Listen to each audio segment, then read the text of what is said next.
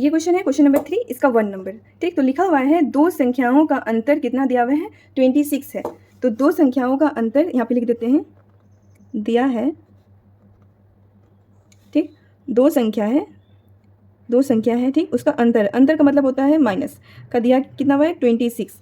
ठीक, अब लिखा हुआ है पहली संख्या, ठीक ना, एक संख्या दूसरी संख्या की 3 गुनी है। तो एक संख्या x मान लेते हैं, वो किसके 3 गुना है, जो दूसरा संख्या है वो इसका क्या है 3 गुना है, इस तरह से। अब लिखते हैं इसको x minus y equal to 26। अब देखिए ये जब ये x इसके बराबर में है तो मतलब x की जगह पे हम लोग ये लिख सकते हैं, तो x की जगह में लिखते हैं 3y minus y equal to 26। तो इससे क्या होगा, सो y का वैल्यू निकल जाएगा, यहाँ पे हो जाएगा कितना 2y प्लस 26। तो y इक्वल टू कितना आ गया आपका 13, y का वैल्यू कितना आ गया 13। अब y का मान किसमें, y का मान किस में रखेंगे, इसमें या फिर इसमें किसी में एक में रखिएगा तो इसमें x का वैल्यू निकल जाएगा। ये लिख देते हैं हम लोग समीकरण 1 में रखें, y का मान समीकरण 1 में रखने पर। ठीक, तो समीकरण 1 को लिखिए x इक्वल टू 3y, यही है। तो x एज इट इज लिख लेते हैं, 3 मल्टीप्लाई कितना 13, तो x का वैल्यू कितना आ गया 39।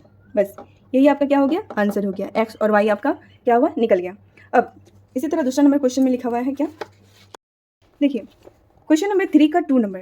तो यहाँ पे लिखा हुआ है दो संपूरक कोणों में बड़ा कोण छोटे कोण से 18 डिग्री अधिक है, उन्हें ज्ञात कीजिए। तो देखिए इसको सिंपल तरीका से कैसे सॉल्व करेंगे, तो हम लोग लिख लेते हैं माना बड़ा कोण को x मान लेते हैं। ठीक, और एवं छोटा कोण y है। ठीक, बड़ा कोण x और छोटा कोण y हम लोग मान लेते हैं। अब इसमें कहा गया है दो संपूरक कोणों का योग। तो देखिए दो संपूरक कोण रहेगा तो उसका मान कितना रहेगा, तो 180 डिग्री होगा। कितना होगा 180 डिग्री, ये आ गया आपका समीकरण 1। ठीक, और दूसरा में क्या कहा गया है, दूसरा में कहा गया है कि छोटा कोण बड़ा कोण से 8 डिग्री अधिक है, 18 डिग्री अधिक है। तो इसको इस समीकरण में क्या हो जाएगा, x equal to y plus 18, ये आपका हो गया समीकरण 2, इस तरह से। ठीक, अब x का मान ये देखिए x का मान है, तो x का मान समीकरण 1 में रखने पर तो समीकरण 1 ये है, तो लिखिए x plus y equal to 180 degree, और x की वैल्यू कितना है, इतना है, तो x की जगह में ये लिख सकते हैं। ठीक, plus y equal to 180 degree, ये हो जाएगा 2y। ठीक, और ये 18 इधर आएगा तो ये क्या हो जाएगा, माइनस हो जाएगा 180 डिग्री माइनस 18, तो y इक्वल टू क्या हो जाएगा, तो पहले तो इसमें 18 माइनस कीजिए, तो 18 माइनस कीजिएगा तो हो जाएगा 162। ठीक, और ये डिवाइडेड 2, ये कट गया, तो आपका कितना आ गया 81। तो y का जो वैल्यू आ गया वो कितना आ गया 81। ठीक, अब इससे y का जो वैल्यू आ गया तो y का मान समीकरण 2 में रखने पर। ठीक, तो यहाँ पे देखिए समीकरण 2 कौन सा है, ये वाला है ना, तो x equal to y plus 18, तो x इक्वल टू वाई का वैल्यू कितना आया है 81 प्लस 18, तो x का वैल्यू कितना आ गया आपके पास, प्लस कीजिएगा तो 99। तो यही आपका क्या हो गया, आंसर आ गया, x का वैल्यू और y का वैल्यू हम लोग निकाल लिए। ठीक, इसी तरह से क्वेश्चन नंबर 3 का ये कितना नंबर था, 2 नंबर था ना, 2 नंबर सॉल्व हो गया। अब आ जाते हैं क्वेश्चन नंबर 3 में, 3 का 3 नंबर में। क्वेश्चन नंबर 3 का 3 नंबर में कहा गया है एक क्रिकेट टीम के कोच ने 7 बल्ले तथा 6 गेंदे 3800 में खरीदे। बाद में उसने 3 बल्ले तथा 5 गेंद 1750 में खरीदे। प्रत्येक बल्ले और प्रत्येक गेंद का मूल्य ज्ञात कीजिए। ठीक, तो चलिए बनाते हैं इस क्वेश्चन को। यहाँ पे देखिए लिखा हुआ है, हम लोग सबसे पहले लिखते हैं से माना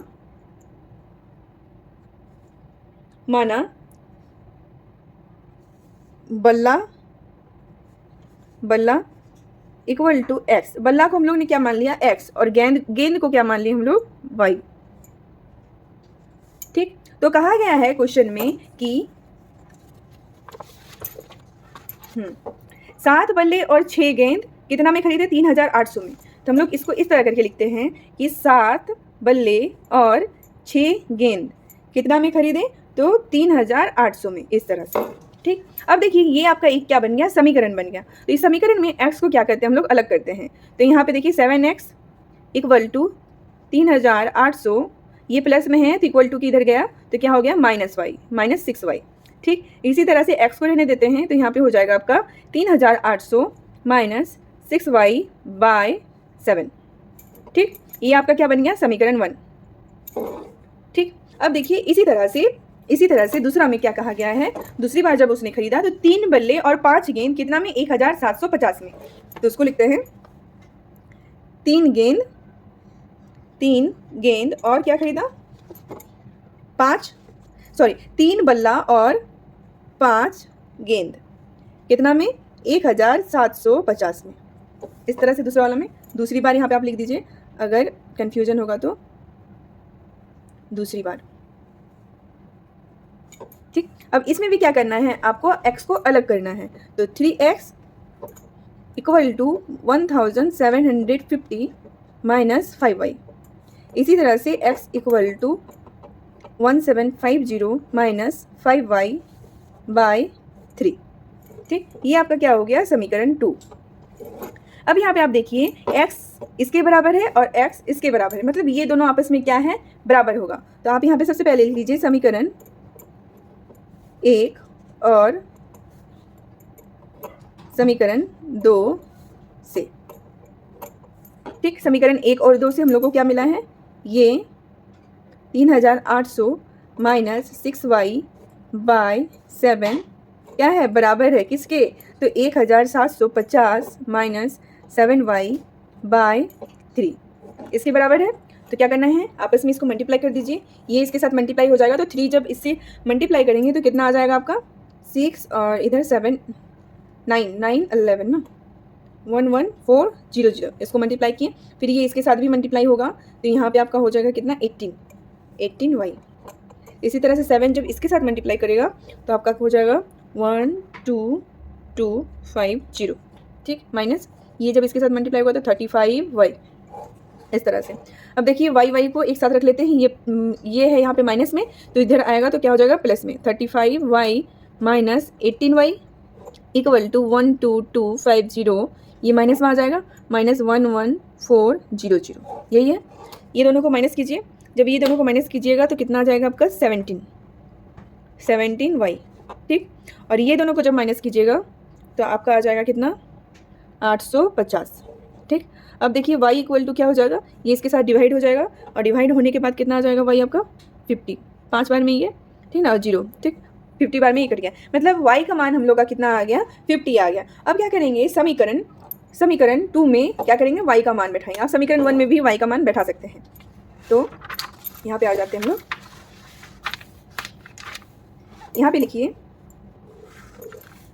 समीकरण 2 में y का मान रखने पर। ठीक, तो रखते हैं। समीकरण 2 में क्या है? तो 1750 minus x equal to 1750 minus 5y/3, यही है। तो y का मान रख लीजिए। x इक्वल टू क्या हो जाएगा? 1750 माइनस 5 × 50, यही है। अब बट्टे में 3। अब x इक्वल टू 1750 माइनस 250/3, ये जब माइनस हो जाएगा तो कितना हो जाएगा? 1500, यही हो जाएगा बाय 3। अब 3 का टेबल से काटिएगा इसको तो कितना बार में कटेगा? 500, मतलब x का मान कितना आ गया? 500 आंसर। ठीक, आपका आंसर 2 आया है। x का वैल्यू कितना आया है? 50। x का वैल्यू 50 y का वैल्यू 50 आया है और x का वैल्यू आपका क्या आया? 500। बस इसी तरह से क्वेश्चन नंबर 3 का 3 नंबर सॉल्व हो गया। अब आ जाते हैं तो इसको सॉल्व करने के लिए यहाँ पे देखिए, तो हम लोग क्या करते हैं? सबसे पहले लिखते हैं यहाँ पे माना नियत भाड़ा इक्वल टू एक्स, ठीक। और दूरी को हम लोग मान लेते हैं दूरी इक्वल टू वाई, ठीक। तो यहाँ पे कहा गया है, देखिएगा 10 किलोमीटर दूरी के लिए भाड़ा कितना लग रहा है 105। नियत भाड़ा हम लोग का कितना था x, ठीक, x मान लेते हैं नियत भाड़ा, और दूरी कितना लगा तो 10 किलोमीटर, तो 10 10 y, तो कितना लगा इसका 105 रुपया, ठीक है। इस तरह से बन गया। अब देखिए x को क्या कीजिए, अलग रखिए x को, तो यहाँ पे हो जाएगा 105 माइनस 10y, यही हो गया। ये आपका क्या हो गया समीकरण 1। इसी तरह से दूसरी बार, तथा यहाँ पे लिख देते हैं हम लोग, तथा दूसरी बार में कितना, तो 15 किलोमीटर के लिए भाड़ा कितना है 155। नियत भाड़ा था x प्लस कितना 15 किलोमीटर, तो 15y इक्वल टू कितना 155, इस तरह से लिख दिए। अब क्या करते हैं हम लोग, x को अलग रखते हैं, तो 155 माइनस 15y, इस तरह से। ये आपका हो गया समीकरण 2, ठीक। अब देखिए ये इसके बराबर है और ये इसके बराबर है, मतलब ये दोनों क्या है आपस में बराबर है। तो इस तरह से लिख लेते हैं हम लोग यहाँ पे समीकरण 1 और 2 में, समीकरण 1 और 2 से क्या है, 1 और 2 से 105 माइनस 10y बराबर है किसके 155 माइनस 15y। y को एक साथ रख लेते हैं, ठीक। तो यहाँ पे हो जाएगा आपका 15y minus 10y equal to 155, और ये इधर आ जाएगा माइनस में 105, तो यहाँ पे आ जाएगा आपका 5y इक्वल टू, ये दोनों को माइनस कीजिएगा तो कितना आ जाएगा 50, तो y इक्वल टू कितना आ गया 10, ठीक। y का आपका वैल्यू कितना आ गया 10 आ गया है। तो अब y का वैल्यू 10 आ गया है, तो क्या करना है, सिंपल है, क्या समीकरण 2 में y का मान रख देंगे तो हम लोग का x का वैल्यू निकल जाएगा। समीकरण 2 में y का मान रखने पर, ठीक, समीकरण 2 में रखते हैं y का मान। तो समीकरण 2 में क्या लिखा हुआ है, x equal to 155 minus 15y, तो क्या हो जाएगा यहाँ पे 155 माइनस 15 मल्टीप्लाई 10, तो 155 माइनस 150 माइनस हो जाएगा आपस में, तो कितना बचेगा 5, मतलब x क्या आ गया हम लोग का, कितना आ गया 5 आ गया, x कितना आ गया 5 आ गया हम लोग का। y आया है आपका कितना 10। क्वेश्चन में आपसे पूछा गया था कि एक व्यक्ति को 25 किलोमीटर यात्रा करने के लिए कितना भाड़ा देना होगा, तो करते हैं।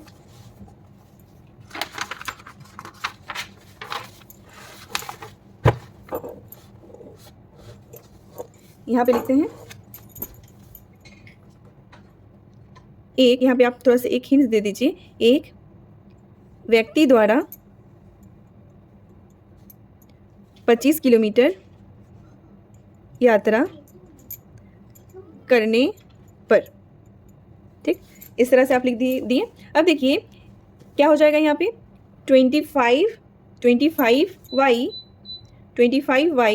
प्लस x, ठीक, 25y प्लस x, मतलब 25 किलोमीटर, तो 25 किलोमीटर तो दूरी है ये, तो दूरी क्या माने थे हम लोग y माने थे, तो 25y हो गया यहाँ पे, और प्लस x। आप इसको इस तरह से भी लिख सकते हैं x प्लस 25y, ठीक, 25y इक्वल टू व्हाट, तो क्या हो जाएगा यहाँ पे x का वैल्यू, x को x ही रहने देते हैं हम लोग, प्लस यहाँ पे 25 और मल्टीप्लाई में y का वैल्यू कितना है 10, ठीक। और यहाँ पे ऐसे x का वैल्यू भी तो निकल गया है ना, तो x का वैल्यू कितना निकला था हम लोग का, x का 5 निकला था, तो आप यहाँ पे 5 लिख दीजिए डायरेक्ट।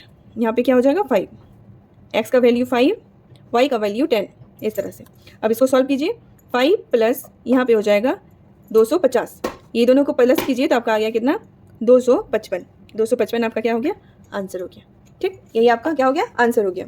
अब आ जाते हैं क्वेश्चन नंबर 5 में इसी तरह से।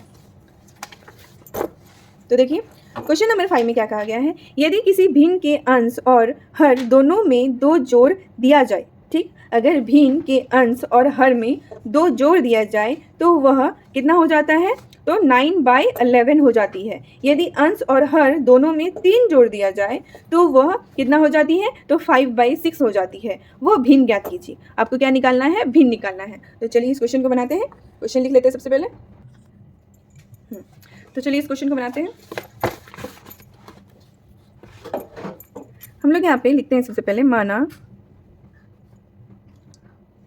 हर x और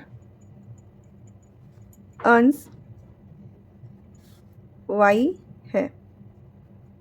ठीक, ये हमने क्या किया, मान लिया। हर को हम लोग ने s माना और y को हम लोग y माने अंश को। तो क्या करेंगे, तो देखिए क्वेश्चन में जैसे कि कहा गया है कि यहाँ पे देखिएगा लिखा हुआ है किसी भिन्न के अंश और हर में 2 जोड़ देते हैं तो क्या मिलता है हम लोग को, 9/11 मिलता है।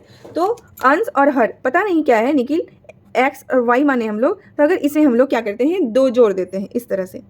अगर 2 जोड़ दिए तो क्या मिला हम लोग को, 9/11।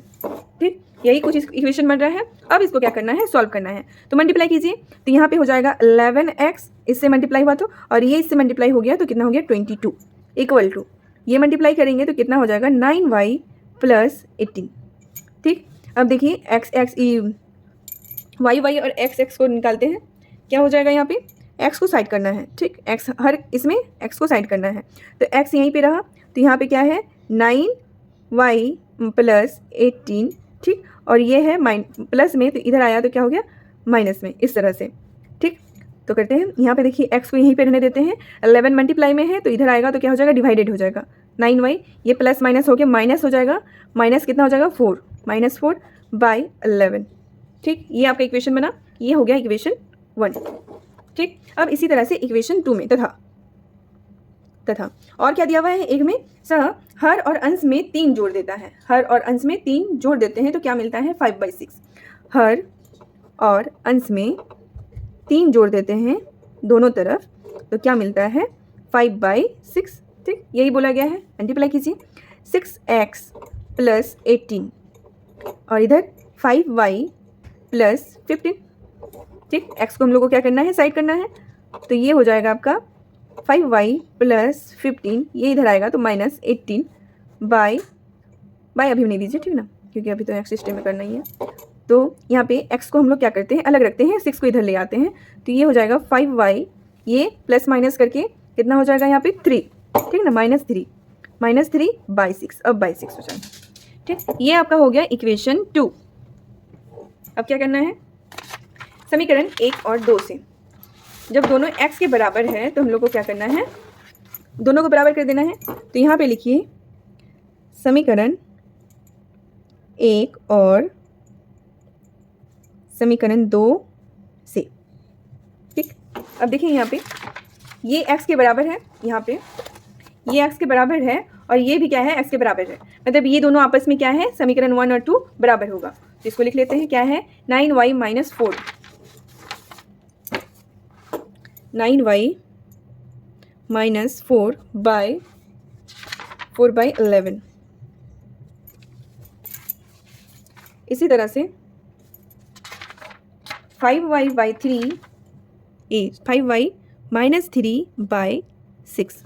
अब मल्टीप्लाई कीजिए, देखिए इसके साथ जब मल्टीप्लाई हो जाएगा तो कितना हो जाएगा 54y माइनस ये मल्टीप्लाई होगा तो 24 इक्वल टू 11, जब इसके साथ मल्टीप्लाई तो 55y - 33।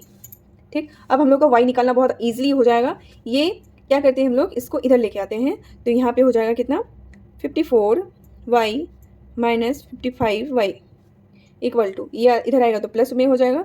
ठीक, 24 - 33, यहाँ पे देखिए माइनस होगा तो कितना होगा -y हो जाएगा, और ये जब माइनस होगा तो कितना बचेगा यहाँ पे 6 और 3 9, -9, माइनस और माइनस आपस में कट गया तो y इक्वल टू कितना आ गया 9, y का वैल्यू निकल गया कितना 9। अब क्या करेंगे, समीकरण 2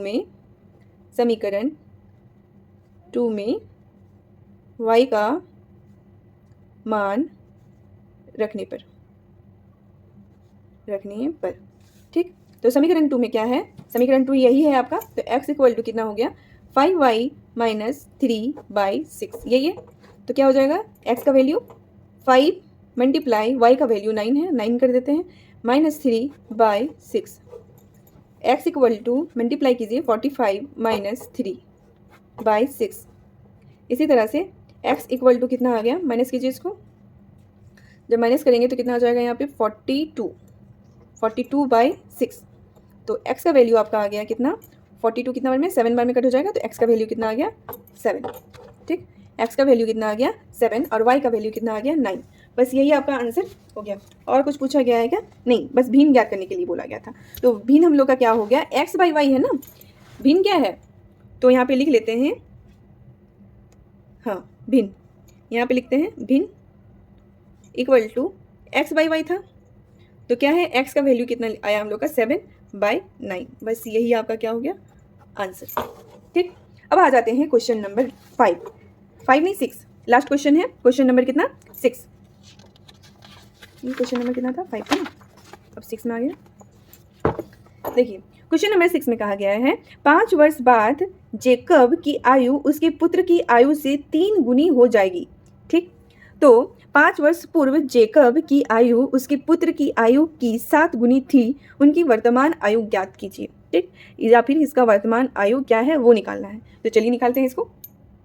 ठीक, जेकब की आयु को हम लोग ने x माना और पुत्र की आयु को हम लोग y मान लिए। ठीक, अब बनाते हैं।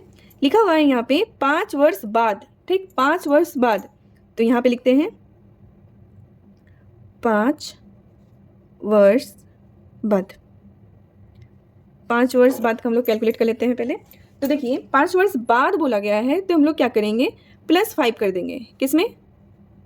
जेकब की आयु में, और उसके पुत्र की आयु में हम लोग क्या किया +5 और +5 कर दिए।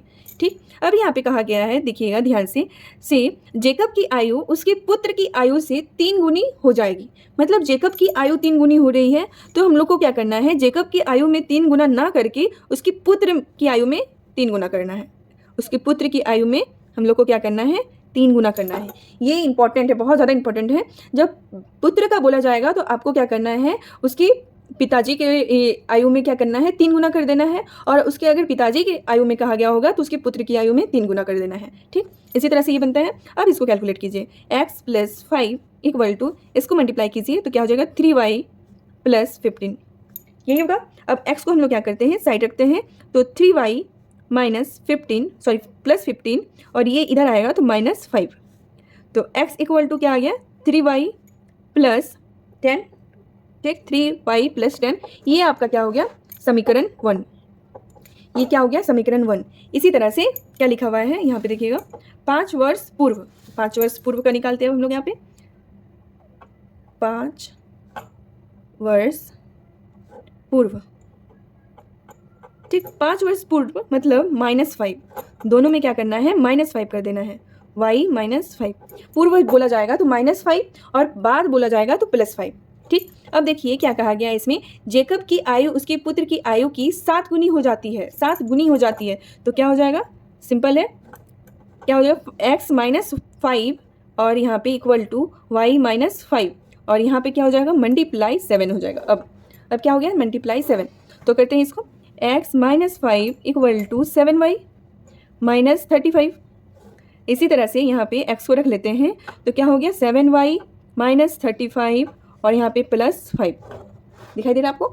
ठीक, अब यहाँ पे देखिए x इक्वल टू 7y और ये -+-30, ये आपका क्या बन गया समीकरण 2। ठीक, अब करते हैं जिस तरह पहले करते थे समीकरण 1 और 2 से। लिखिए यहाँ पे समीकरण 1 और 2 से। तो देखिए यहाँ पे ये x के बराबर है और ये भी x के बराबर, मतलब ये आपस में क्या होगा बराबर होगा। तो लिख लेते हैं क्या है 3y + 10 इक्वल टू 7y -30, यही है। अब x को y को एक साथ कर लेते हैं -7y और इधर आ गया आपका -10 -30, यही है। ठीक, अब यहाँ पे करते हैं, यहाँ पे हो जाएगा आपका -4y इक्वल टू कितना, तो यहाँ पे आ जाएगा माइनस माइनस प्लस हो जाएगा 40 -40। तो यहाँ पे देखिए माइनस और माइनस क्या हो गया आपस में कट हो गया, तो y इक्वल टू कितना आ गया आपका 10। ठीक, y का वैल्यू कितना आ गया आपका 10। अब सेम समीकरण 2 में y का मान रखने पर ठीक, समीकरण 2 को लिखिए पहले यहाँ पे x इक्वल टू 7y -30, यही है समीकरण 2। y का वैल्यू रखिए 7 × 10 -30, x इक्वल टू 70 -30, x कितना आ गया आपका 40, बस 40 आपका क्या हो गया आंसर हो गया। ठीक, इसी तरह से इसका भी y और x दोनों निकाल दिए। बस यहीं तक ये क्वेश्चन है यहाँ पे 3.2 का प्रश्नावली 3.2 का आपका जितना भी क्वेश्चन है वो बारी बारी से सब सॉल्व हो गया। अब नेक्स्ट वीडियो में हम लोग प्रश्नावली 3.3 में जाएंगे, ठीक है ना, प्रश्नावली 3.3 में।